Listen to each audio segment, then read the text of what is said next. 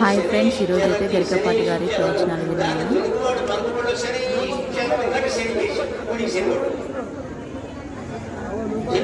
శని పట్టుకోదండి, శని పేరు చేస్తాడు. ఎందుకు చెబుతున్నారో తెలియదమ్మా. శని పట్టుకుంటే బాధ ఎందుకు అనిపిస్తుంది? నెమ్మదిగా నడుస్తుంటే బాధేనమ్మా, సుఖము కూడా బాధగారు.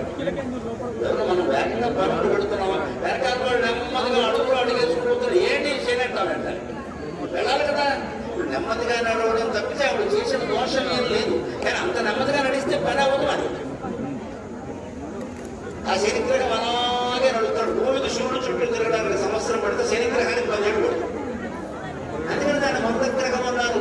Is it not science? My friends, ఆలోచించండి. అది సైన్స్ కాదా? దానికి మందహాన్ని ఎందుకు పేరు పెట్టారు? పైగా అది ఏదైనా శని దోషం వస్తే అభిషేకం చేయించడానికి ఒక ఊరు వెళ్తారు. దాని పేరు కూడా మందపల్లె.